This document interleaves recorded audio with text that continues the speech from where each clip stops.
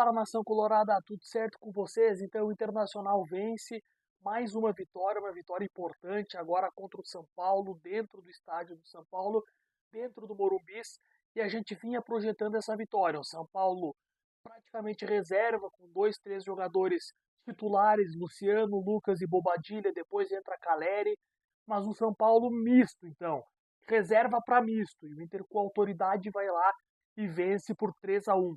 É verdade que o início do jogo, ali, os primeiros 10, 15 minutos, o São Paulo teve o controle, o que era esperado por ser o mandante, né, por jogar em casa, era o esperado, é uma característica dos times também do Zubeldia, mas o Inter leva o gol numa falha de marcação. Na verdade, não teve falha nenhuma. Na verdade, foi mérito do Lucas. Eu não vou condenar aqui o Bruno Gomes por ter sido envolvido na marcação pelo Lucas, porque o Lucas Moura é um dos principais jogadores do Brasil. Então, ele é de outro nível. Então, não teve falha na marcação. O Lucas se desvencilhou da marcação, cruzou, o Luciano dominou e fez o gol. Mas o Inter teve vontade, o Inter teve garra e o Inter teve qualidade para conseguir empatar e depois virar a partida. O Inter foi soberano no primeiro tempo, com exceção desses 10, 15 minutos, porque o restante do jogo foi todo do Internacional. Dos 18 até o final do primeiro tempo e depois todo o segundo tempo, o Inter foi soberano e mereceu a vitória, uma vitória merecida do Inter. O Rocher é muito importante porque ele faz um milagre no começo do jogo, aonde o São Paulo faz 1-0 ali com 2 minutos de partida. E depois faz o gol que fez com o Luciano, estava liquidado. Então o Rocher de extrema importância numa defesaça que fez. Bruno Gomes, um golaço, mais uma partida fantástica do Bruno Gomes. Bernabé, a mesma coisa. Como joga futebol Bernabé? Que jogador é Bernabé? Dupla de zaga também foi bem. Vitão Mercado, depois entrou o Rojo, porque o Mercado saiu machucado, uma lesão no joelho. Vai ser reavaliado amanhã, acredito que já faça exames. Preocupação, porque o mercado vinha sendo um dos principais defensores do Internacional e o mercado acabou saindo machucado. O Rojo entrou no lugar dele e foi bem também.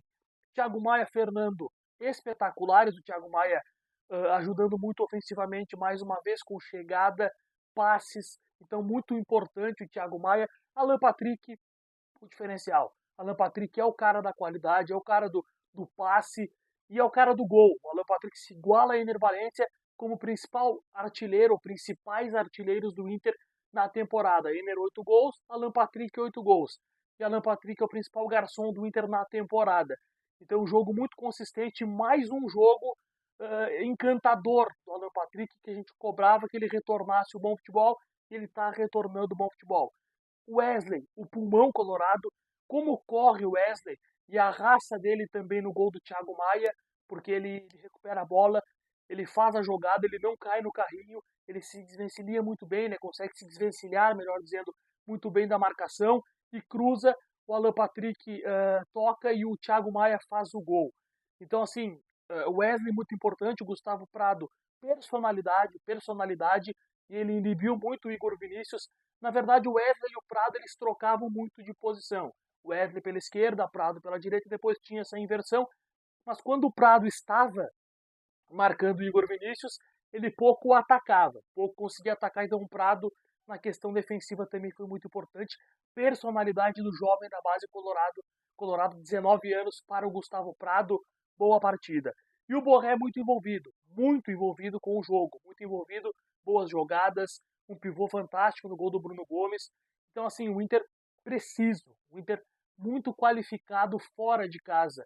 A gente viu uma exibição muito boa do Inter contra o Juventude, o Inter repete uma grande exibição, se encontrando na partida fora de casa contra o São Paulo. Então agora aqui o Inter tem 3-1 contra o São Paulo, 3-0 contra o Cuiabá, tem 2-1 contra o Fortaleza, 3-1 contra o Juventude, 0-0 contra o Cruzeiro e 1-0 contra também Cruzeiro no Beira-Rio. Então o Inter tem 1, 2, 3, 4, 5, 6 jogos de vencibilidade. 6 jogos de vencibilidade, 1, 2, 3, 4 vitórias consecutivas. Roger Machado chegando a quase 60% de aproveitamento como comandante colorado, 12 jogos. Roger Machado tem 6 vitórias, 5 empates e 2 derrotas. O Roger deu uma cara ao Internacional. O Inter hoje compete, o Inter hoje encanta. O Inter hoje joga um bom futebol, muito pelo Roger Machado, também pelo Paulo Paixão, como a gente foi falando, e pelo D'Alessandro. Ener Valencia que entrou, que a gente cobra demais, entrou envolvido com a partida. Eu vou pegar os jogadores que entraram aqui. O Roger eu já falei, quem mais entrou? Entrou o Wanderson no lugar do Prado. Teve um lance que o Wanderson driblou a marcação, ele podia ter tocado, optou por finalizar ali, eu vi um erro do Wanderson, mas também entrou envolvido com a partida.